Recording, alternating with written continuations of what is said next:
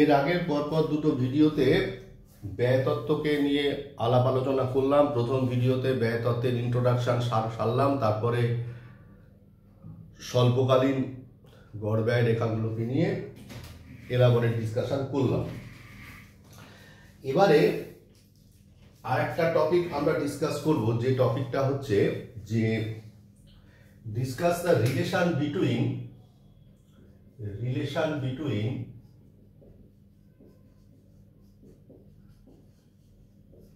AC and MC, মানে গড় ব্যয় আর প্রান্তিক ব্যয়ের মধ্যে সম্পর্ক আলোচনা করো। তো আমরা গড় ব্যয় তো এর আগে দেখলাম কিরকম ভাবে,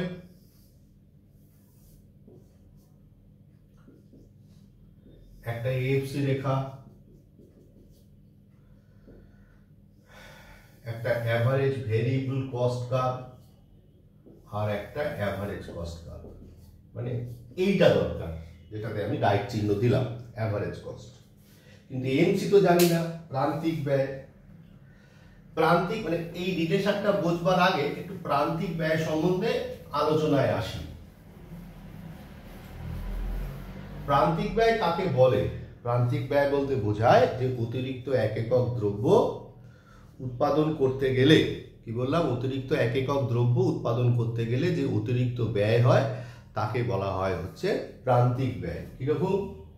ধর 10 একক দ্রব্য তৈরি করতে আমার টোটাল কস্ট হয় 50 টাকা, 11 একক দ্রব্য তৈরি করতে খরচা হয় 55 টাকা।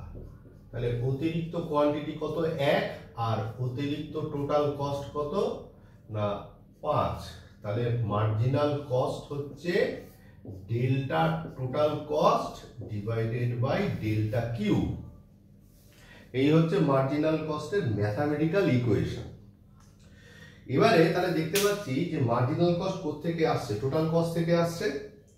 এবার না আমরা একটা কাজ করি, এই মার্জিনাল কস্ট কার্ভটাকে ডিরাইভ করি, তাহলে আমাদের বুঝতে সুবিধা হবে। যদিও এটা কিন্তু আমি যে কোশ্চেনটার টপিকটা ধরে আলোচনা করছি তার বিষয়বস্তু না, আমি একটু বিস্তারিত যাচ্ছি। তো এখানে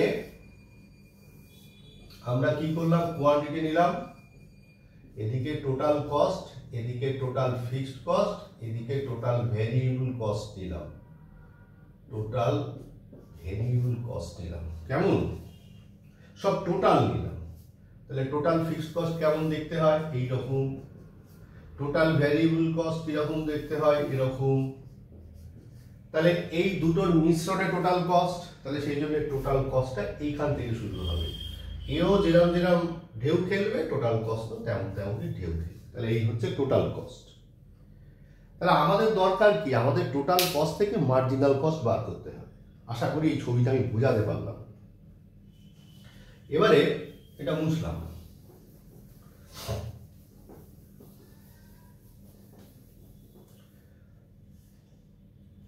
এবারে এটা করছি সেটা হচ্ছে কি, যে derivation of MC from TC, মানে টোটাল কস্ট কার্ভ থেকে কি করে মার্জিনাল কস্ট কার্ভ টানবো। এদিকে কোয়ান্টিটি, এদিকে টোটাল কস্ট মেজার করেছি। তাহলে এই হচ্ছে রেখা, টোটাল কস্ট কার্ভ। তো লক্ষ্য করে দেখ এই রেখাটা কিরকম। সে প্রথম দিন ইকোনমিক্স পড়াতে গিয়ে বলেছিলাম যে দু ধরনের কার্ভের আমরা সন্ধান পাবো, একটা লিনিয়ার কার্ভ, একটা নন লিনিয়ার কার্ভ। এটা নন লিনিয়ার মানে বক্ররেখা। এটাকে ধরে একটু বাড়িয়ে দে, এখানে একটা পয়েন্ট দে। নন লিনিয়ার কার্ভে প্রান্তিক, প্রান্তিক মানে কি? অতিরিক্ত আঁকতে গেলে সেখানে স্পর্শক টানতে হয়। টানলাম স্পর্শক, একটা কোণ তৈরি করলো এবি বাই বিসি, ঠিক আছে। আরো টানলাম এখান থেকে, আরো কোণ তৈরি করলো, নাম দিলাম সিডি বাই ইডি। এরপরে দেখ যখন কোণ তৈরি করব, এখানে স্পর্শক টানবো, এই স্পর্শকটা কিন্তু এবার দেখ কোণটা সরে এলো। তার মানে কি? তুই যত বাঁদিকে যাবি তত কি হবে? তত কোণের মান কমবে। আর সি বিন্দুর পর থেকে যত তুই এরকম স্পর্শক টানবি তত দেখ কোণের মান বাড়বে। তাহলে এই অবধি কি হচ্ছে বলতো, এই জায়গা অবধি মার্জিনাল কস্ট কমছে, তারপরে মার্জিনাল কস্ট বেড়ে যাচ্ছে।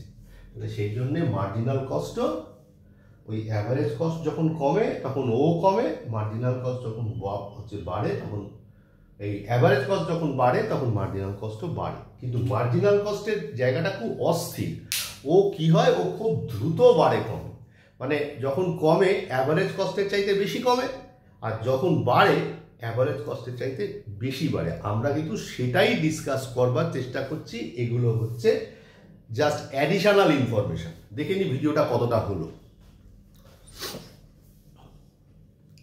হ্যাঁ, মাত্র 5 মিনিট, আরো কিছুটা হবে, আশা করা যায় এই কনসেপ্টটা আমরা পুরোটাই ডিসকাস করে নিতে পারবো। তাহলে এবারে আমরা চলে যাব যে রিলেশন বিটুইন মার্জিনাল কস্ট আর অ্যাভারেজ কস্ট হলো। তো দেখ, আমরা অ্যাভারেজ কস্ট মানে কি জানি, টোটাল কস্ট বাই কিউ, মানে টোটাল কস্টকে কোয়ান্টিটি দিয়ে ভাগ করলে আমরা অ্যাভারেজ কস্ট পাই।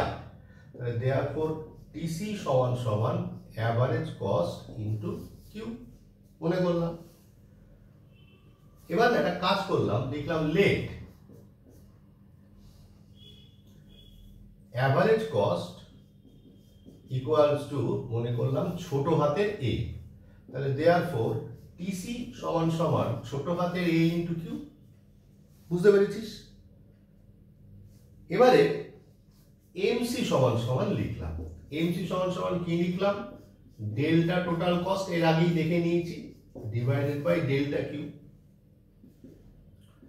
এবারে এই ডেল্টা টোটাল কস্টের জায়গায় কি করলাম, এ ইনটু কিউ পুট করলাম, ডিভাইডেড বাই ডেল্টা কিউ করলাম। কি বললাম, যে আমরা দেখলাম যে টিসি মানে এ ইনটু কিউ, তাহলে ওই টিসির জায়গায় এ ইনটু কিউ কে পুট করলাম। এবার একটু অন্যরকম ভাবে বলবো, তার কারণ এটা এখনই তোরা জানিস না, এটা কোনো সিলেবাসের মধ্যে তোদের আসেনি, আসবে 5 নম্বর সেমিস্টারে গিয়ে। এখানে একটা ক্যালকুলাসের সূত্র অ্যাপ্লাই করা হয়। তা তুই তো ক্যালকুলাস জানিস না, তুই তাহলে কি করবি, তুই তাহলে এইরকম ভাবে ভাব,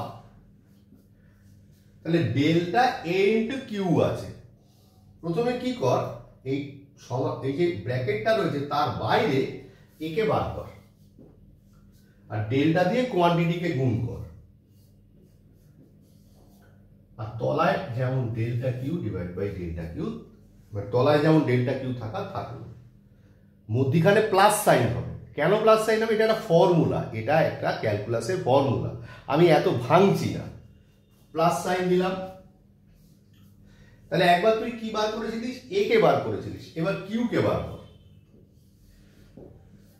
ডেল্টা দিয়ে এ কে মাল্টিপ্লাই কর, delta A divided by delta Q কর।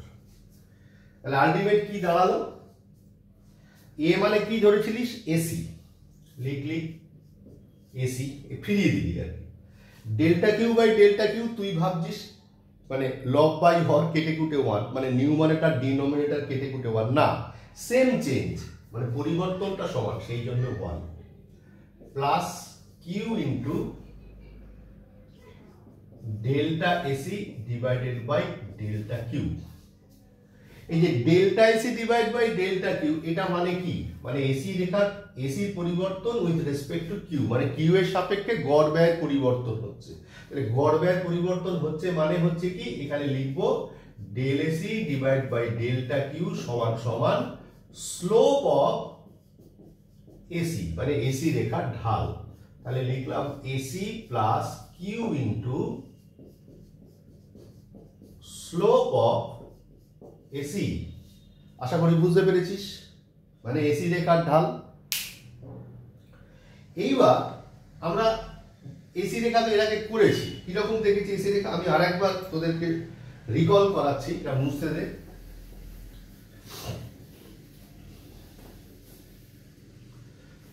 এসি রেখা কিরকম দেখতে হয়েছে, এসি রেখা এইরকম দেখতে হয়েছে। তাহলে কি, প্রথমে যখন নেমেছে তখন ঢালটা নেগেটিভ হয়েছে, যখন এখানে এরকম থেকে তখন ঢালটা স্থির থেকে যখন ওপর দিকে ওঠে তখন ঢালটা পজিটিভ হয়েছে। তার মানে আমরা কি দেখতে পাচ্ছি, 3 টাইপস অফ ভ্যালু স্লোপের তৈরি হচ্ছে। কি, একটা হচ্ছে del AC divide by delta Q less than 0, del AC divide by delta Q equals to 0, del AC by del Q greater than 0। এই তিনটে অবস্থা তৈরি হচ্ছে। এটা কিন্তু এমসি সমান সমান চলছে, এমসি সমান সমান AC plus Q into slope of AC, মানে ওই del AC by del Q হলো। এবার আমরা কিছু নিউমেরিক্যাল এক্সাম্পল দিয়ে বোঝবার চেষ্টা করি। ধর এখানে প্রথম মনে করলাম del AC by del Q less than 0, AC কে মনে করলাম 5 প্লাস কিউ এর জায়গায় কিউটা মনে করলাম ধর 2 সে, আর স্লোপ অফ এসি নেগেটিভ, ধর নেগেটিভ ফিগার, তাহলে মাইনাস ফিগার, তাহলে কি হচ্ছে প্লাসে মাইনাসে মাইনাস, 5 মাইনাস 2 কত হলো 3। এই 3 কি বেরোলো, 3 হচ্ছে এমসি এর মান বেরোলো। তুই দেখ এই যে যেটা এসছে এমসি সমান সমান এসছে, তাহলে এমসি এর ভ্যালু কত বেরোলো 3, সেখানে এসি কত আছে 5। তার মানে কি দাঁড়ালো, এসি বড় এমসি ছোট, তাহলে যখন del AC by del Q less than 0 হবে তখন এমসি লেস দ্যান এসি হবে। এটা হচ্ছে ফার্স্ট কন্ডিশন। দ্বিতীয়তে আয়,